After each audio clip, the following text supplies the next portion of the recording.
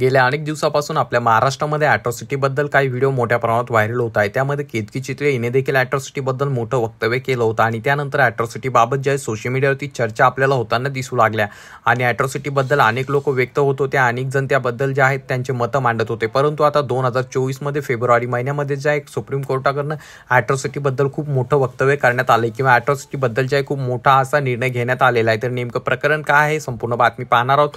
परंतु तत्पूर्वी तुम्हाला विनंती असेल, चॅनलवर नवीन असाल तर चॅनल नक्कीच सबस्क्राइब करा।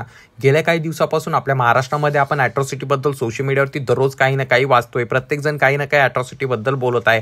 अॅट्रॉसिटी कायदा जो आहे याचा वापर कसा केला जातो किंवा अॅट्रॉसिटी कायद्याबद्दल बोलत असताना अशा अनेक वक्तव्य आपल्याला दररोज ऐकायला मिळतात। परंतु त्याच पार्श्वभूमीवर आता अॅट्रॉसिटीबद्दल जे आहे दिल्ली हायकोर्टाने मोठा निकाल दिला आहे। दिल्लीमधील हायकोर्टाने सांगितलं की त्या ठिकाणी आता अॅट्रॉसिटीमध्ये जमानत मिळणार नाहीये।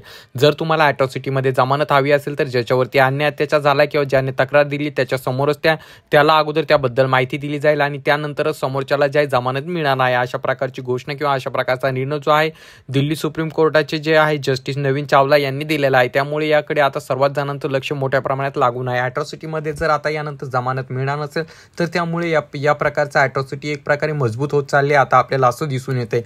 तरी तुम्हाला याबद्दल काय वाटते खाली कॉमेंट करून नक्कीच सांगा। चॅनलवर नवीन असाल तर चॅनल नक्कीच सबस्क्राइब करा।